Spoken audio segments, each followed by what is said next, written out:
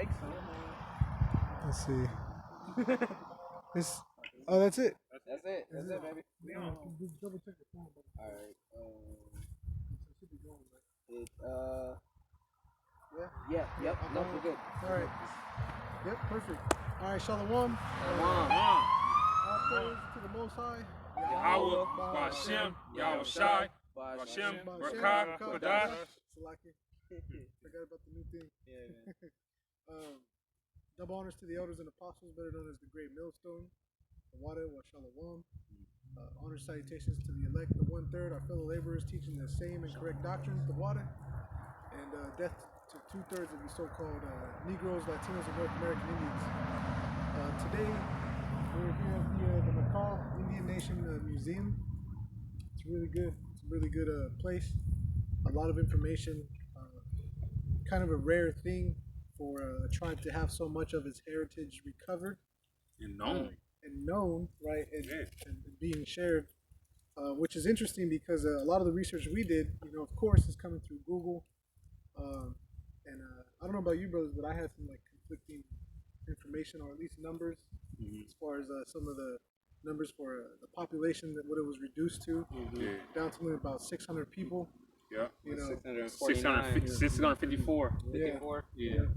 So, but it didn't say what they started with, though. It just said they got dwindled down to 654. It don't say what they started with, though. And you can imagine it was a very prosperous area. So we'll get some scriptures real quick. With Gad in particular, you both want to grab Genesis, the 49th chapter. Start with that one real quick. Yeah, whoever gets it first, just go ahead and read it. 49. This is Genesis chapter 49, and verse 19. Gad, a troop shall overcome him. Right, Gad is the so-called North American Indian. Okay, Gad, it means literally a troop or a tribe. And when you look at how the natives or the indigenous, how they separated themselves in tribal communities.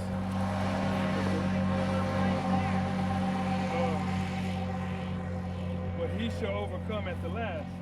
Right. So a troop was going to overcome them, and every account you come across for the natives, they were all depleted by an army, a troop. And for the coastal natives out here, it was a lot to do with the Navy and the Army, basically. They didn't have the Marines at the time.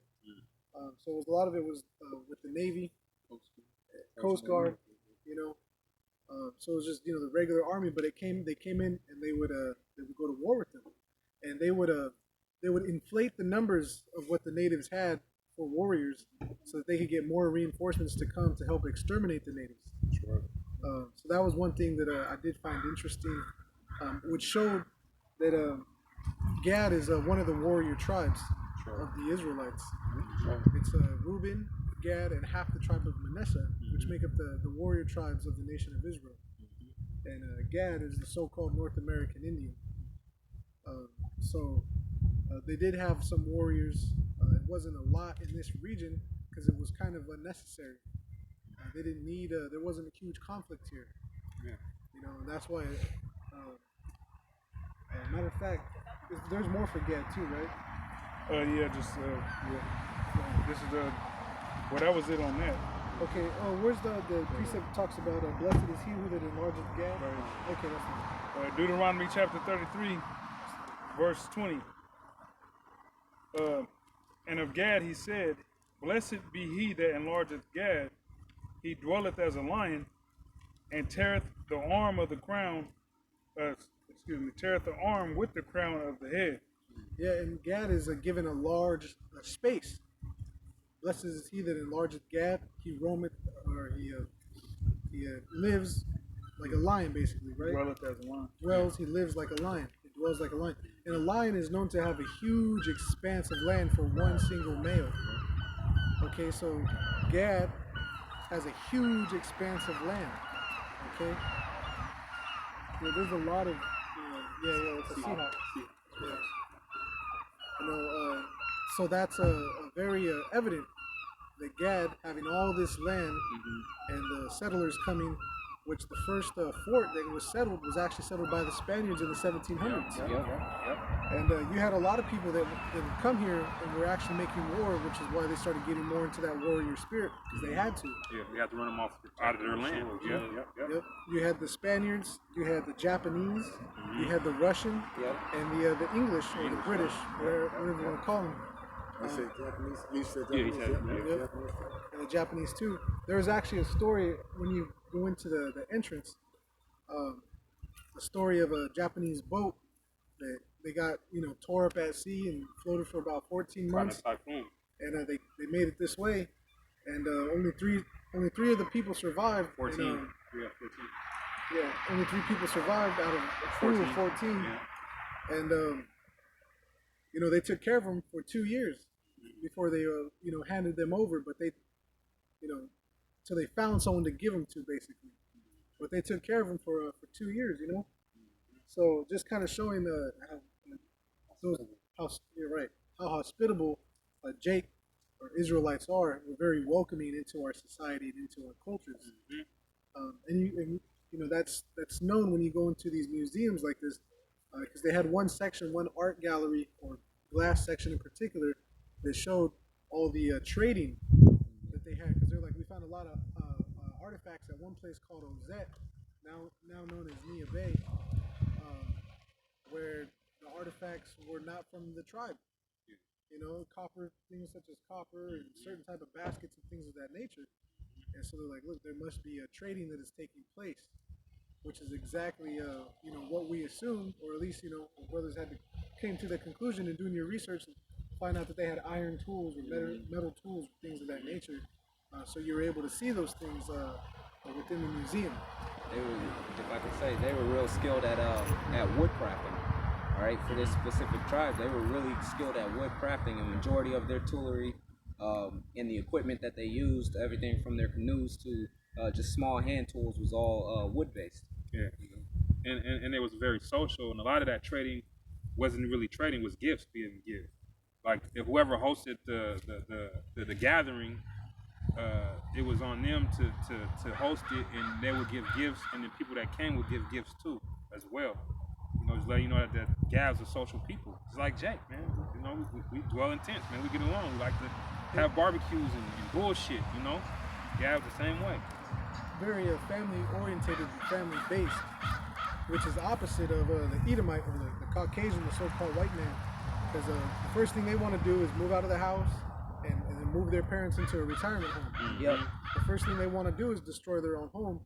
So that's not a curse that's on the so-called white man. That curse that our families would be divided is applied to us when we know that all of our backgrounds, come from a very family-orientated culture. Whether you're looking at Negro, Latino, or North American Indian peoples, you go in there and you see that you would have several families living under one roof, sharing a lot of, sharing space, which you would be like, this is barely like a studio or a 2-bedroom apartment. It's like, this is more than enough room though, because all you're doing is coming in here, sleeping, eating, getting out of the rain, staying warm, telling stories, and then you're back outside. To give a somewhat of a visualization, imagine like a modern day McDonald's. That's how big these houses were built, and there's like 7 families staying in there. 5 to 7 families, I got it. This is Deuteronomy 28 and 50 or 49. It says, the Lord shall bring a nation against thee from far, from the end of the earth, as swift as the eagle flieth, a nation whose tongue thou shalt not understand, a nation of fierce countenance, which shall not regard the person of the old, nor show favor to the young. Yep. And that's brought that out. I'm sure brothers brought that out a couple times today. We'll upload the rest of the videos when we get a chance. But that language that they came, these other foreigners came speaking, especially the Edomite, we didn't know their language. We would the MAKAH in particular. You had what's known as the Muckleshoot now. All these other tribes, Puyallup, they had a jargon called the Chinook, if I'm not mistaken, and that was the traders' jargon. That was basically a common language for them to speak, which they taught to the white man, okay, Edom, the nation of Edom. They taught it to them, and it actually turned out to be a downfall in teaching them. So being so hospitable was actually a weapon against our people. Yeah. I got an article on that. You want it? Yeah, pull it up and I got some. who's going to read to you. Some from the website, from the actual museum website. Just going in on Esau. So this is from MAKAH.com, and this is under the segment of European effects and influence on the MAKAH tribe. Oh, that's what you had? No, that's what this brother had. But go ahead. Hey, the spirit moves, baby. It's like, it says by the late 1700s, indirect contact with Europeans had a devastating effect on the lives of the MAKAH people. Thousands of tribal members died from epidemics of smallpox, tuberculosis, influenza, and whooping cough, thus leaving large gaps in families. If I may say something, that's the track record of Esau. They always come with disease warfare, man. So that was the beginning of that shit. They was doing it back when, and they're still doing it to this very day. And it said huge gaps in families, meaning, say a grandfather and a father died, and it's just a son left, a little baby or whatnot. He's not going to grow up learning the customs properly, you know. That was Esau's whole agenda, anyways. And that's going on to this day, right here in this city. Cause we was just talking to the boy in there, and he was saying that most places where the underemployment is very high is mostly where all elderly people are at, right? Mm-hmm. He said where unemployment is high. Is that what I say? Employment? Yeah. Unemployment. Like I meant to say unemployment. When unemployment is high, he said the unemployment here is on average 50% are unemployed in the summer. He said in the winter it's 80%. Then he was saying how usually in those places is majority of all is of elderly because they're retired. Yeah. But he said here the average age of people here is 23 years. They're 23 years old. Yeah. Unemployed, 23 years old, unemployed. He said they don't have jobs, so they stay here looking for a job. And while they're looking for jobs, they're fucking and creating more babies, and they're all just stuck in his hell. They're bored. Because they're bored. Can I say something? Going off of what this brother said, that gentleman shared with us as well, is that what else did he say? He said, what did he say? Talk to me. You ain't give no information yet. So where you going into? Oh, he's going into Esau. So they weren't allowed to speak their own language. So he can't even say the traditional name of their own tribe. He was trying to teach us the name of the tribe here, their original name, because MAKAH was a name given to him by the so-called white man. And he said he can't even say it because it was against the law. If they spoke their language, they were beat severely. They couldn't. He said the only thing that was allowed in the Indian schools was the students, the teachers, and the janitors. Anything else to party that had to do with culture, it was stomped out. That said that on one of them boards in there, they made them assimilate, you know, and they forced them to learn American ways instead of their own customs. Yeah, you know. Hey man, anybody that says that the so-called Native Americans isn't a part of Israel, but they can recognize that Judah, Benjamin, and Levi, the so-called Negroes, is a part of Israel. Hey, they're off, man. Yeah. Because Gad suffered, horrendous acts under this Edomite as well, man. And to this day, it's still present. Yeah. Right. Because they're still, spiritually, they're more connected spiritually, as far as just knowing that they should have the right to live off of the land. Yeah. Because they're still here on their own property, basically. Yeah. So they have that going for them, but at the same time, it's a two-edged sword because they want to get into more of the heathenistic practices that separated them from the chief above all. Yeah. This is what they called the Most High. The title they give him is chief above all. Spiritual in itself. Right. Chief above all. That's Yeah, dope, the Most man. High. It's the Most High. Like who's the high? Who's in charge of it? He's the Most High. He's the highest chief. That's the highest chief. He's the chief above all. Yeah, that's dope. So, and I don't know how to pronounce it, that title in the language, but still, like I said, that it shows and it proves that these people are Israelites. That's why they got the fringes. They got the fringes on over there too. Yeah. They're wearing the fringes. A lot of their stuff is, it's oral tradition. We brought that out already. I was reading something too. How they was saying that that the way that they built their blankets went back to the Gaelic and the Scottish, which we know were Israelites as well. You know. Yeah, and you look at a lot of their design patterns. It's checkered, just like you would see a kilt or a flannel. They do a lot of those cross on the bias, different type of weaves and designs. Yeah, different tribes.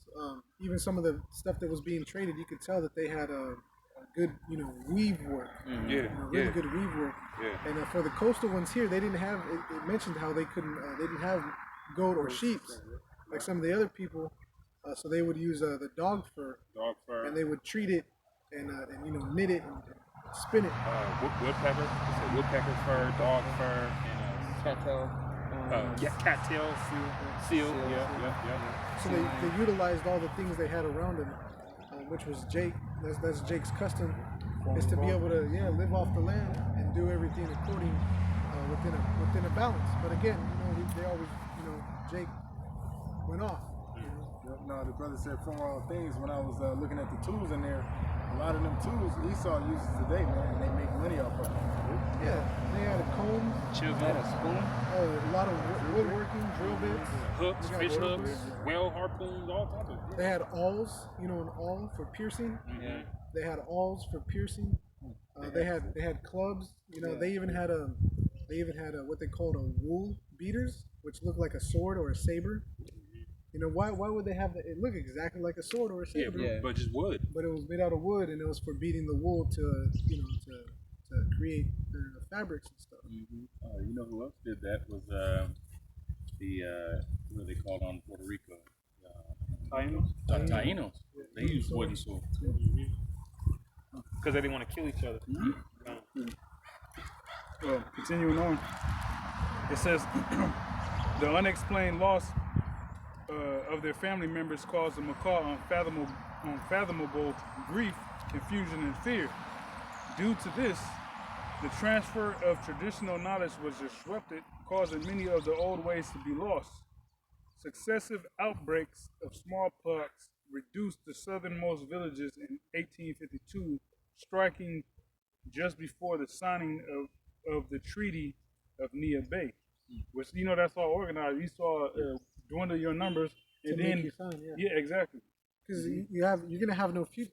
That was the one thing they understood about the indigenous or the tribe of Gad, is that once you got their numbers low enough, they would basically do whatever you would want and allow you to be the hero and kind of give what would look like a generous offering. Oh, we're gonna give you this land. Well, they showed the territory originally. What they owned was a good 25% of this whole northwestern peninsula, and now it's dwindled down to just this Just like the little 10, top. Just the like very 5-10%. It was like somewhere around 700,000, it was 700,000 acres Originally. at first, and then it got reduced to 28,000.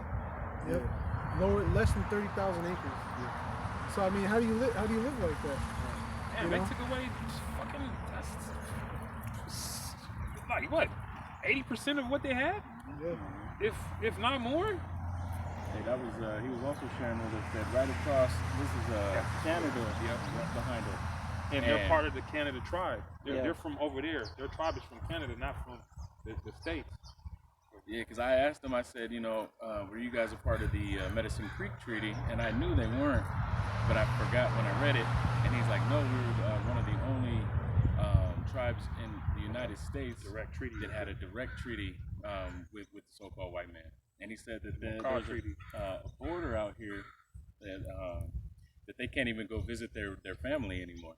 They can't fish past neither. They can't fish because past Canada and the States have different laws and regulations. So they're subject to American law. out.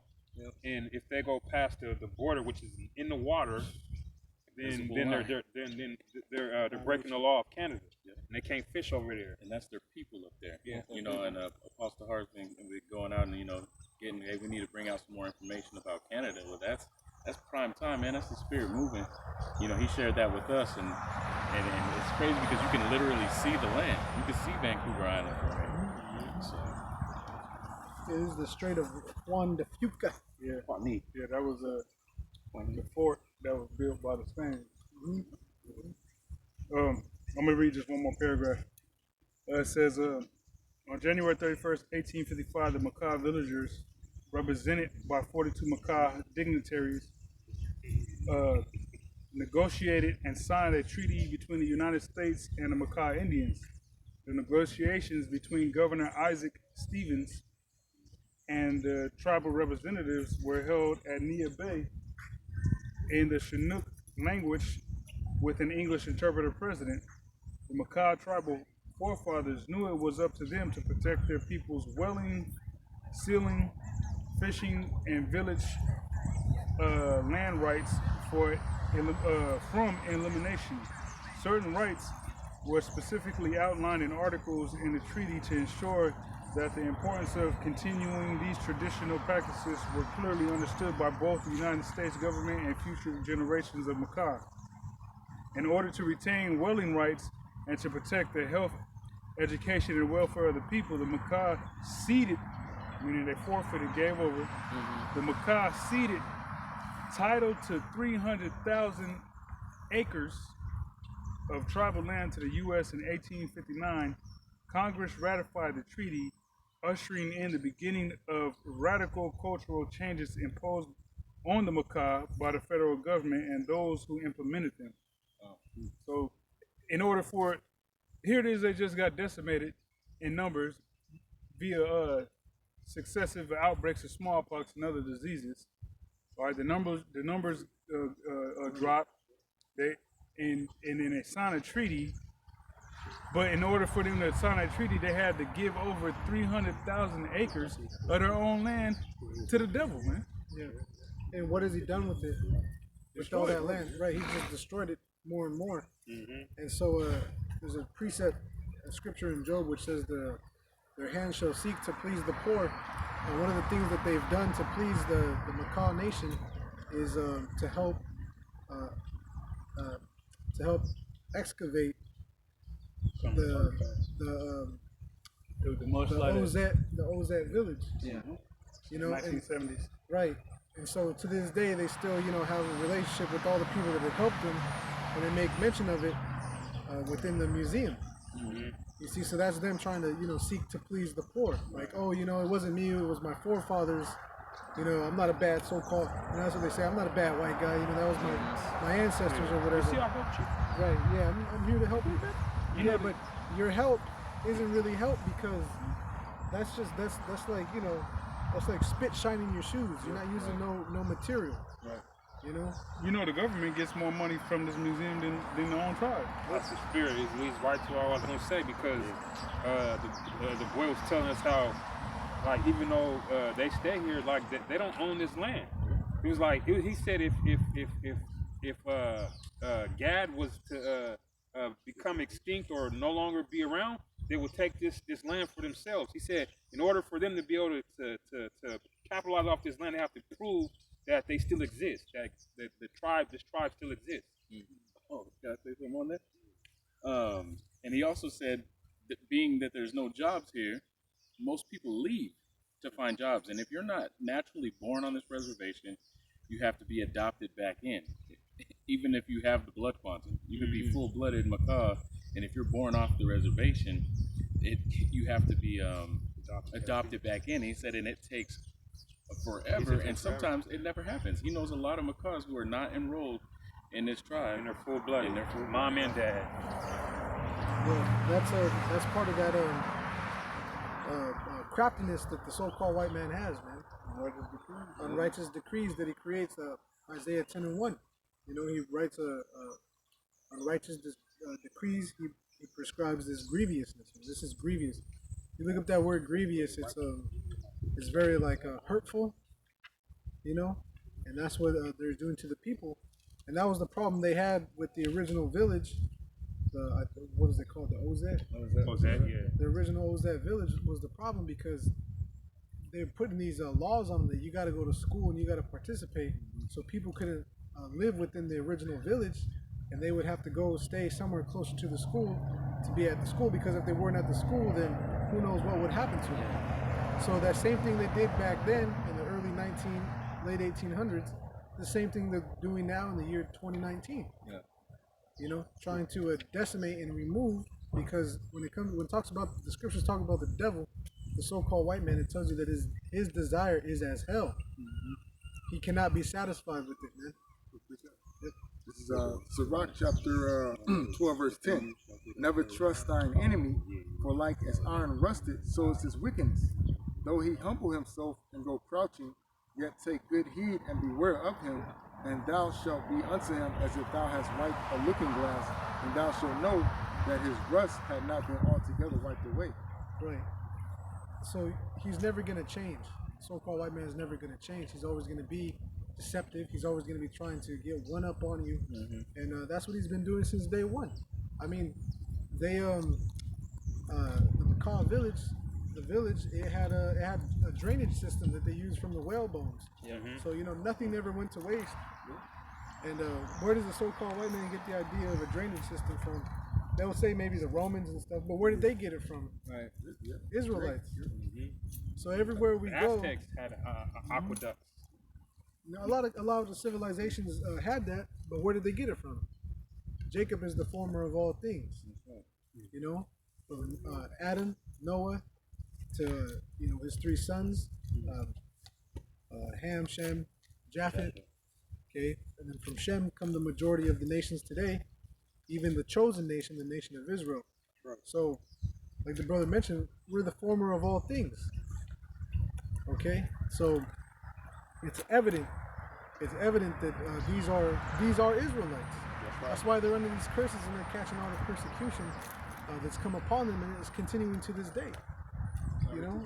Yeah, go ahead. You should quote this, but I got a little bit more extra on it. This is Isaiah 10:1. It says, Woe unto them that decree unrighteous decrees, and not right grievousness which they have prescribed, to turn aside the needy from judgment, and to take away the right from the poor of my people, that widows may be their prey, and that they may rob the fatherless. Right. So when you're preying on a widow, she doesn't have a household. She doesn't have claim to land. In the ancient day, that's what that meant. A widow, she had nothing. She was, bereft. She was without anything. Okay? And children are their prey. So what would they do with the children? They would reinstitutionalize them. And the same thing happened to my grandparents in Eastern Washington, where they weren't allowed to speak Spanish. They would get beat for speaking Spanish. Same thing happened to them here. They're not allowed to speak their own language. They'd get, beat up.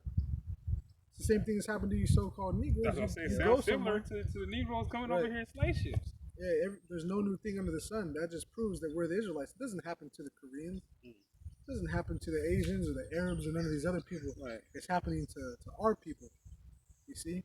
So you don't want to be so focused on, because a lot of you Israelites, you get focused on, it's black people.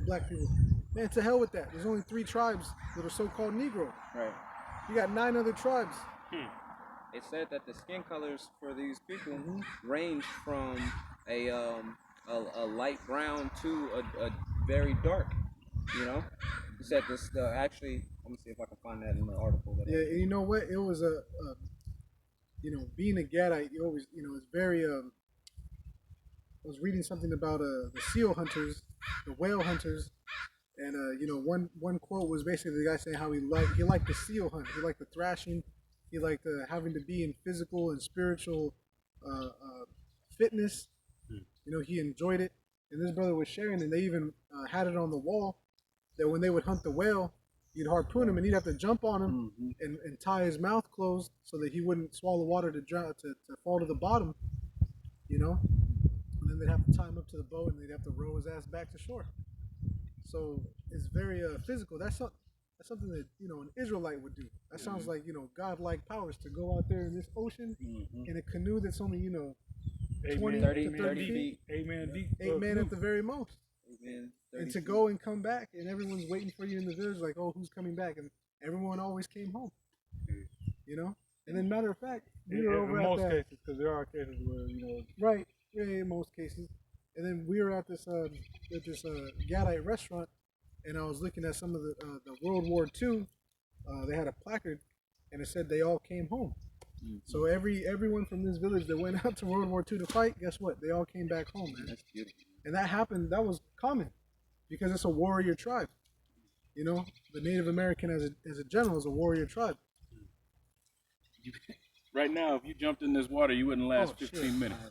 You'd be dead from hypothermia. Mm-hmm. And they would jump in the water and literally tie a whale's mouth shut. Like that's the Most High That's giving them Olympic. substance to make it so. No, you good. Yeah, that's what you would call Olympic strength. Yeah, You know, man, that's right. That's a gold medal. You know, people reenact shit like that for a gold medal.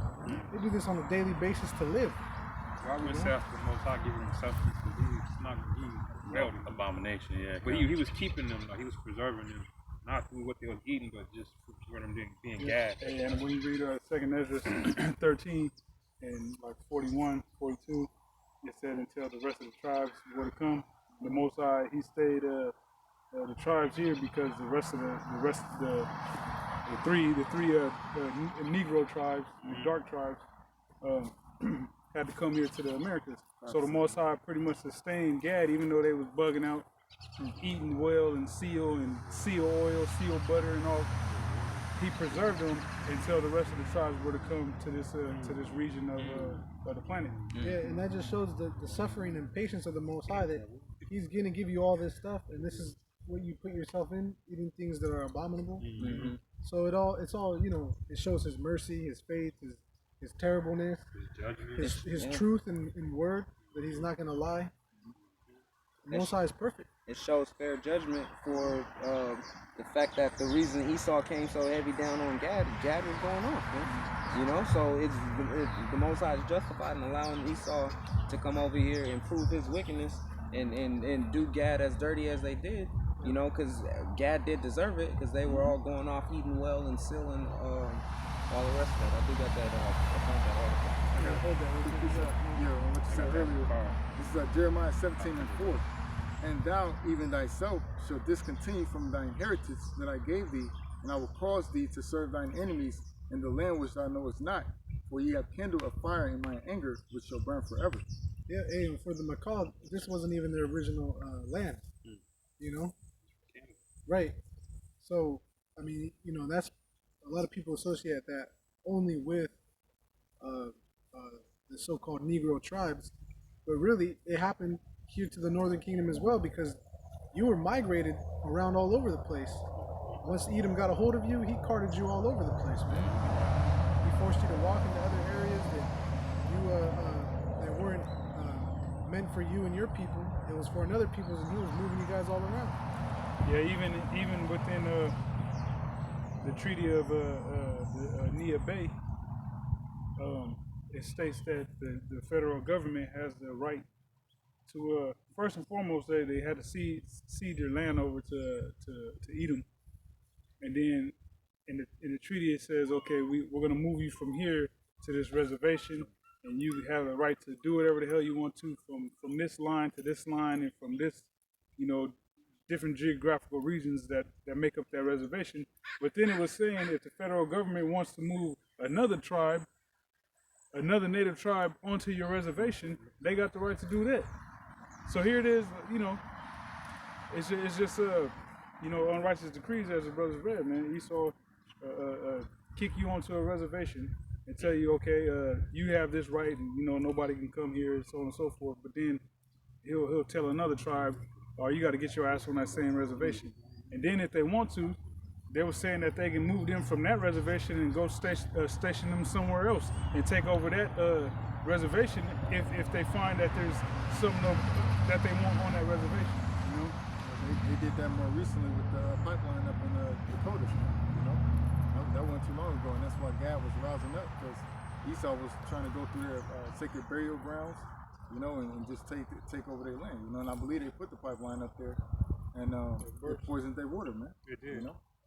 It's going on right now across this Canada, water in Canada. Canada. There's The a tribe Chinese, right now that are fighting. Remember them groups that they were trying to buy that or get that reservation? Because there's I want to say some type of material or something like that on that reservation. So the groups was trying to take over that reservation. That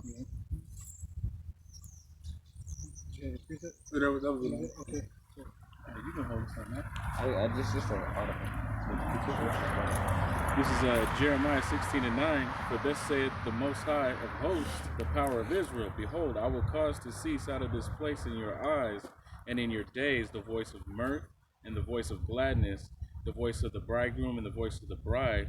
And it shall come to pass, when thou shew this people all these words, and they shall say unto thee, wherefore hath Yahweh pronounced all this great evil against us? Or what is our iniquity? Or what is our sin that we have committed against the Most High, our power? Then shalt thou say unto them, because your fathers have forsaken me, saith the Most High, and have walked after other gods, and have served them, and have worshipped them, and have forsaken me, and have not kept my law. And ye have done worse than your fathers, for behold, ye walk every one after the imagination of his evil heart, that they might not hearken unto me. For therefore I will cast you out of this land into the land that ye know not, neither your fathers, neither ye nor your fathers, and you shall serve other gods day and night, and I will not shew you favor. And that's what happened to the nation of Israel as a whole. Because that's how the Most High judges is by nation. So he said, at what instant concerning the nation shall I pluck up, tear down, destroy?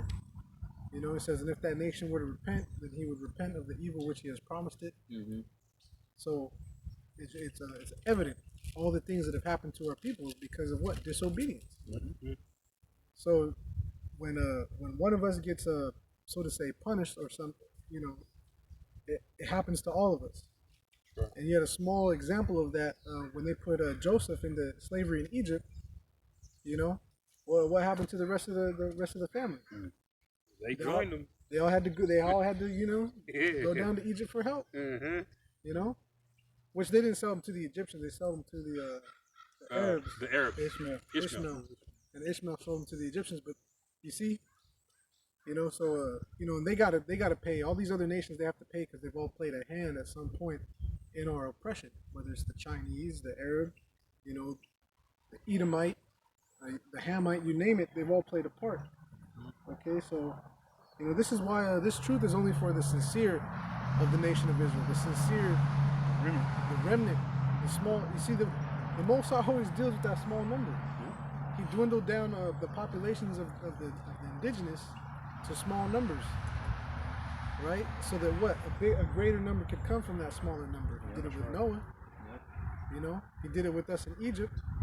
That's why Egypt was scared, was because we were growing so big. He feared our army. Because when you get more and more males, you have now an army.